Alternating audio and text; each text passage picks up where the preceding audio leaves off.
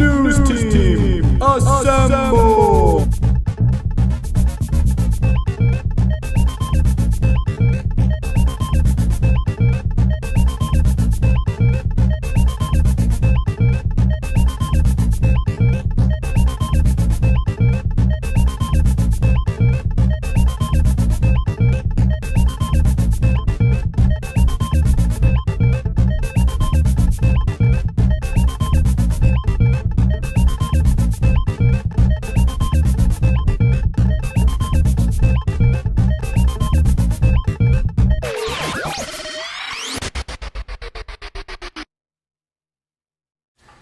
Welcome to the Mustang Report. I'm Seth Dix. And I'm Jackson Cole.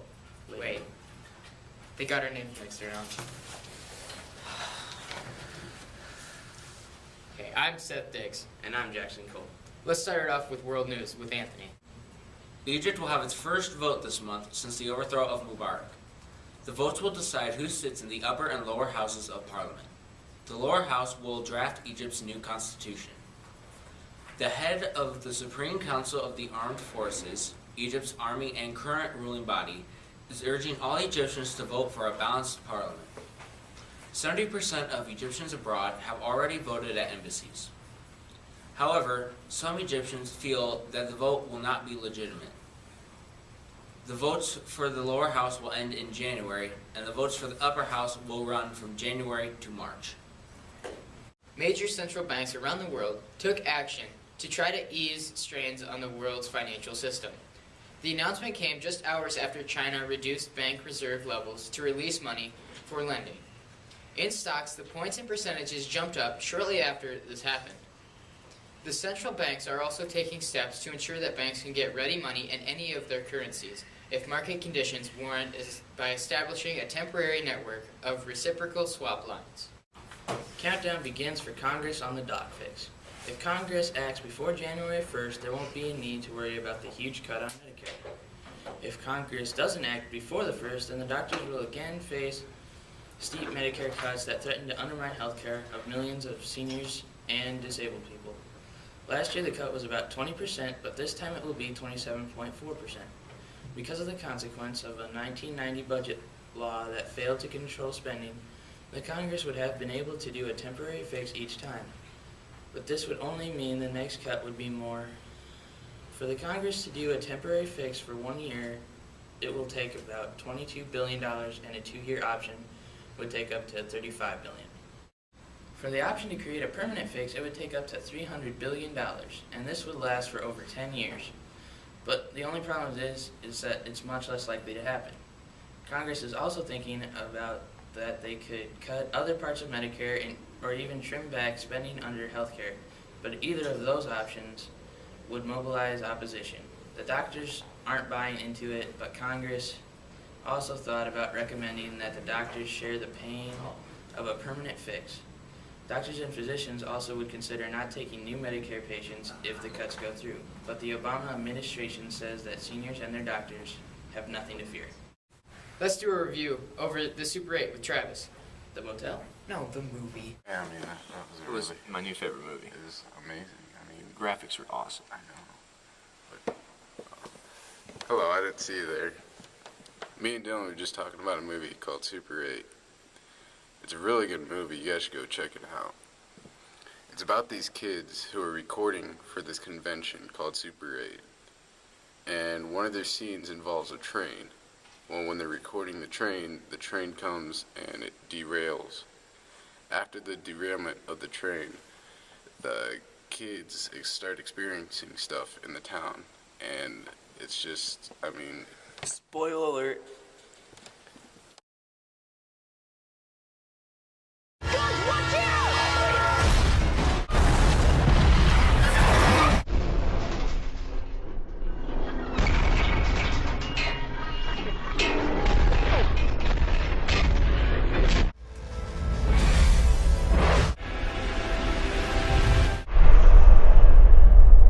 See, I told you it looked interesting. Now go check it out. Now let's go over to national news with Mo. Deutsche Union High School went into a lockdown the morning of November 17th because a 15-year-old brought a gun to school. They later found out it was not a real gun but a toy gun.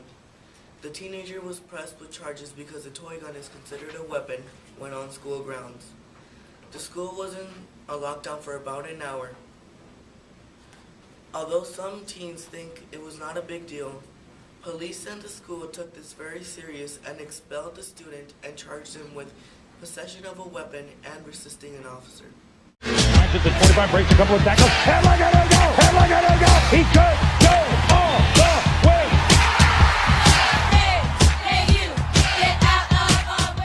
On Friday, the NBA players and owners have reached an agreement to end the 149-day lockout. The deal comes just 10 days after the players rejected the owner's offer and plan to decertify. The new agreement gives the players 51% of all basketball revenue, which is down from the 57% they had under the previous CBA. The players will return to their teams on December 9th and begin training camp and sign contracts. The first games will take place on Christmas Day, and the season will be shortened to 66 games rather than the regular 82 games. This is the second shortest season in NBA history. Let's take a look at some footage from the state football game. 27's quarterback? Yep. What's over all those people at halftime?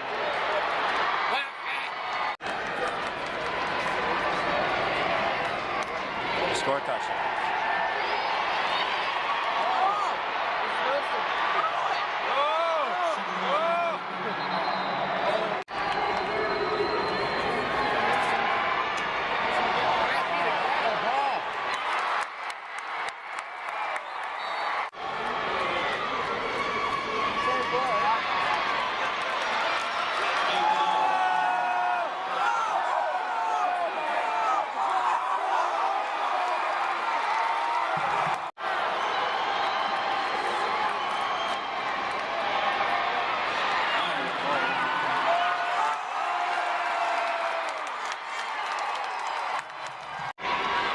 The video.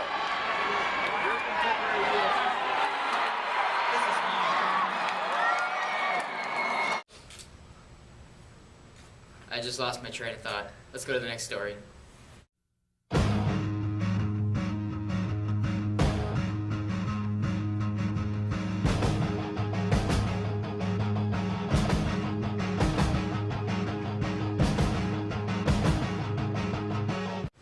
Priestman has come up with an idea to revolutionize train travel.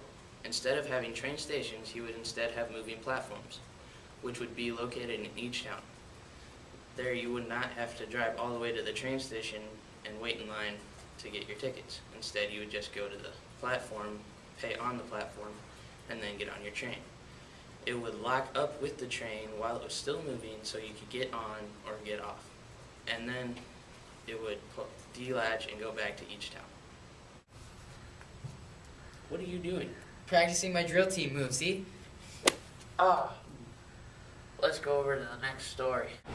I'm here with Jade Hess for local news. Jade, who coaches drill team? Angie Johnson. Do you like her as a coach? I do. She's a very good coordinator. How's the drill team going? It's going pretty good. Some of the morning practices are a little tough to wake up every morning at 6 o'clock, but it's a lot of fun. How many girls are out?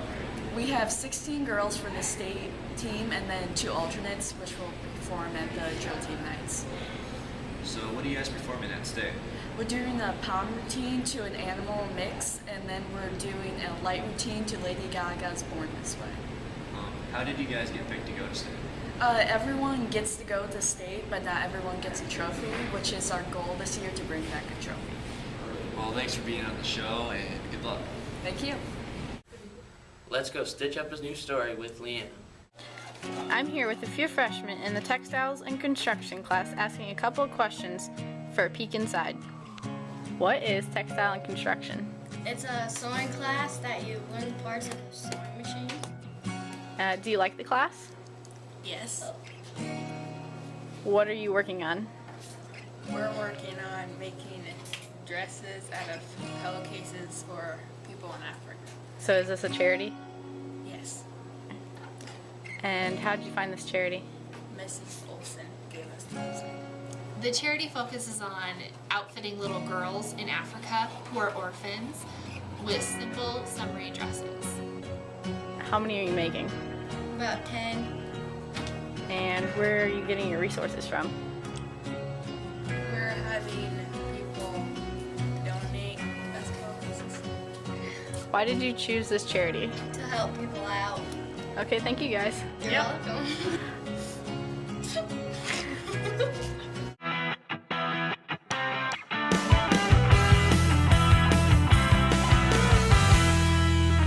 Welcome to Senior Spotlight. I'm your host, Jade Hess, and today I'm going to be interviewing Melanie Funk. Melanie? How are you today? I'm good. How are you? Good. How's your senior year going so far? It's pretty good. I have pretty good grades, so. Are you looking forward to anything this year? Definitely speech. I can't wait for that to start. That's a lot of fun. Well, do you have any tips for the underclassmen to survive high school? Well, my biggest tip is not to slack off your first 2 years because it'll really help you out later and when you reach your senior year, and then you can take easier classes because you have all the requirements out of the way. So it's much easier that way. That's great advice. Thank you for coming today. Thank you. Oh dear, here's Katie with another tree story. This is typically the most wonderful time of the year for Pine Acres Tree Farm near New Hampton. But this year, there's no holiday cheer to spread. Deer began to eat the tree shortly after they closed last year's season. The owner estimates that they have lost between 10,000 and 12,000 trees. Unfortunately, there is no crop insurance available to help cover the loss. The owners are just hoping that the damage is done.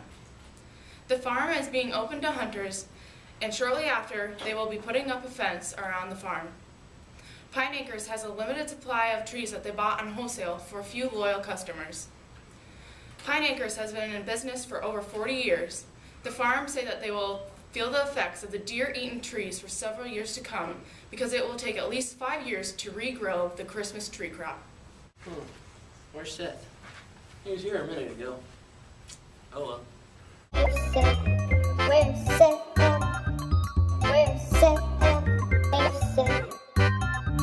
Oh, where in the school, where is he? I'm even afraid he might be behind me. Eating lunch, Captain Crunch like Forrest Gump, so quick going room to room, shooting hoops in the hall. Yo, man knows it all. Can you find him? That's a real question.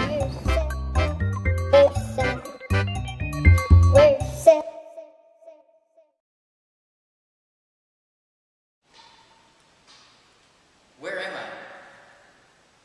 I'm in the new weight room. It was built with the Don Anderson Trust Fund. It's equipped with, bathrooms, and then Coach Workman's going to have a new office. There's going to be plenty of storage. It's already been used a lot by our student athletes.